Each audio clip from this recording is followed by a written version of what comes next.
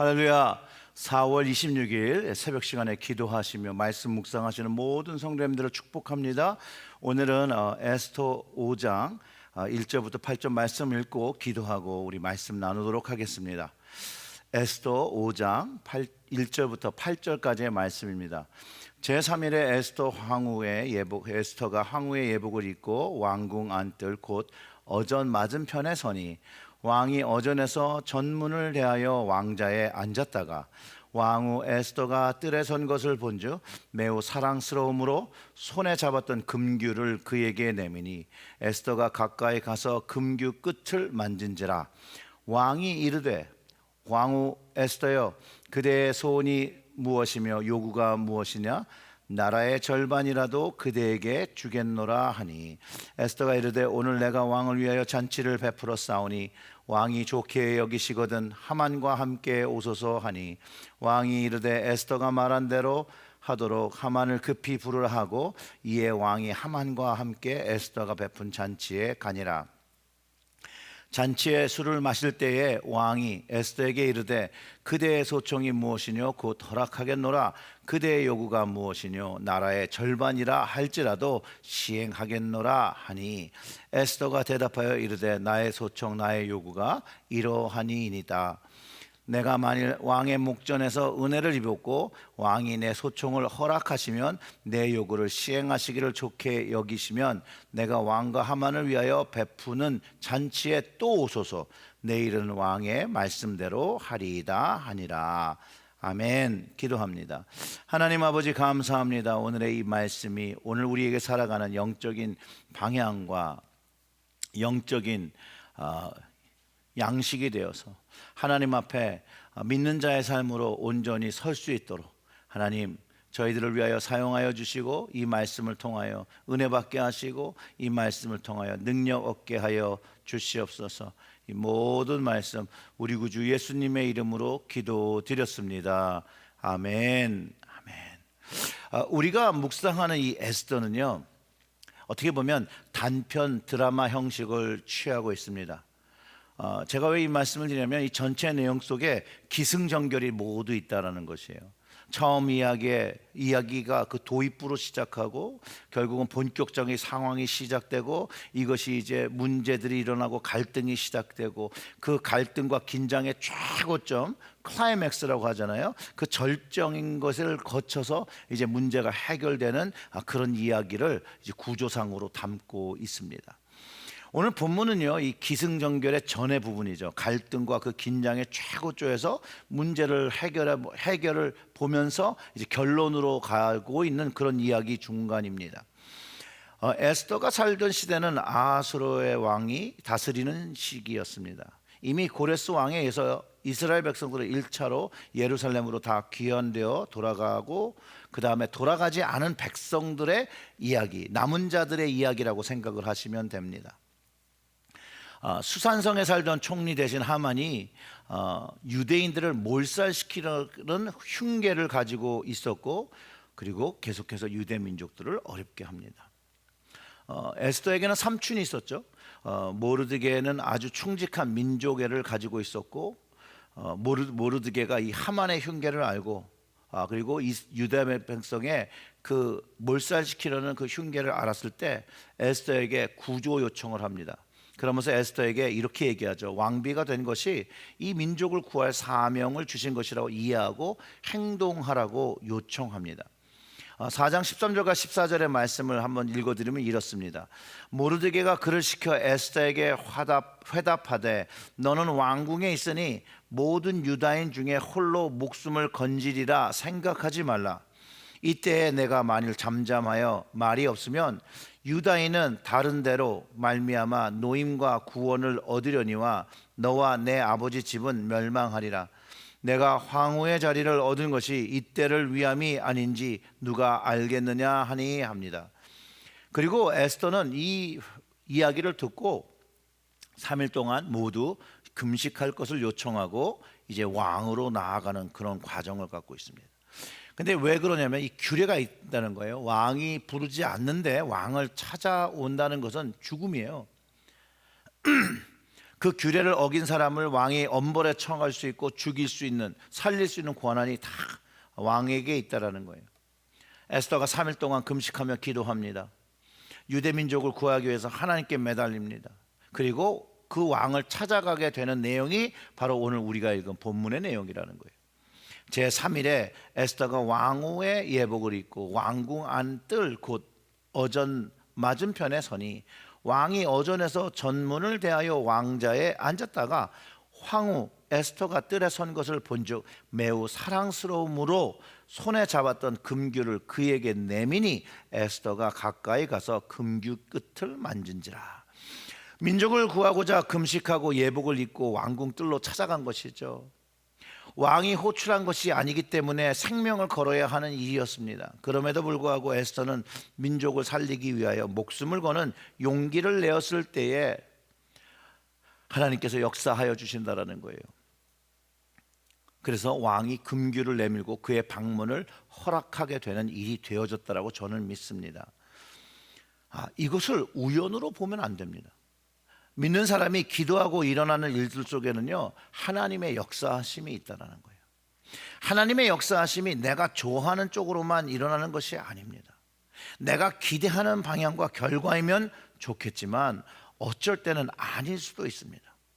그러면 하나님의 뜻을 순종하고 발생하는 일들을 다 받아들여야 한다는 거예요. 물론 이번 경우에는 에스더에게 바라는 대로 일어났죠. 너무 감사한 일입니다. 하나님께서 왕의 마음을 주장하셔서 그 밤에 에스더가 더 사랑스럽게 보이고 그를 보고자 왕의 귀를 내밀어서 그가 합법적으로 왕을 아련할 수 있도록, 말을 할 수 있도록 되어진 거라는 거예요. 그리고 왕이 이렇게 얘기합니다. 그 밤에 찾아온 거는 무슨 할 말이 있고 소원이 있음을 알고선 왕이 이르되 왕후 에스더여 그대의 소원이 무엇이며 요구가 무엇이냐 나라의 절반이라도 그대에게 주겠노라 하니. 물론 왕의 말이 뜬금없다라고 생각할 수 있습니다. 하지만 하나님의 역사가 더 확실하게 되는 순간이죠. 왕이 기다렸다는 듯이 에스더의 소원을 들어주겠다고 하는 것이에요.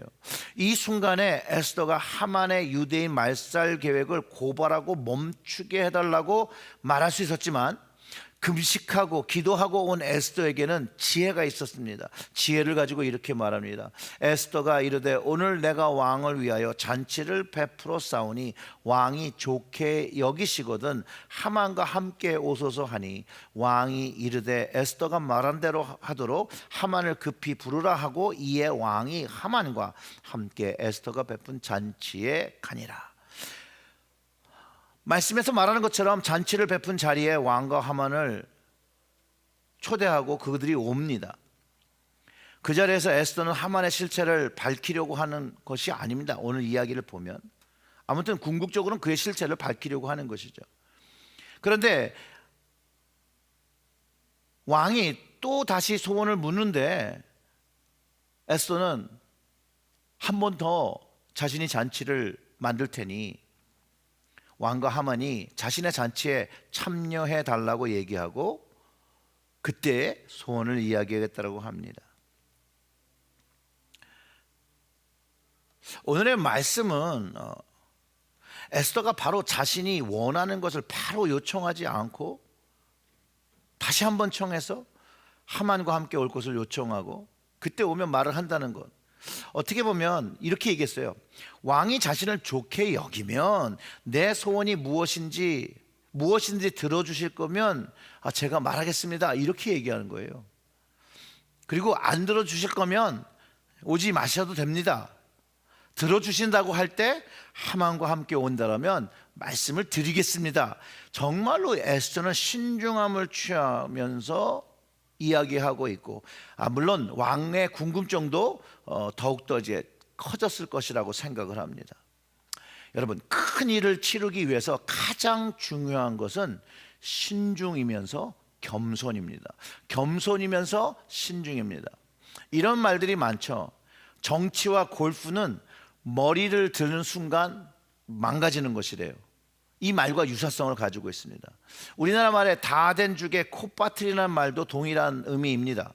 오랫동안 노력한 일이 한순간의 실수로 다 실패할 수 있다는 경고죠. 에스더는 아주 신중함을 가지고 하나님의 역사로 유대 민족의 구원을 위하여 일하기 때문에 이렇게 겸손하고 이렇게 신중한 방법으로 일하고 있다라는 것이에요. 그렇기 때문에 교회에서 영혼 구원을 일할 때 우리도 이렇게 신중하고 겸손하게 일해야 한다는 걸 다시 한번 가르쳐 줍니다. 금식하며 사역해야 하는 것이죠. 한 사람이 구원을 받는 것이 얼마나 어려운 것이라는 것을 알아야 합니다.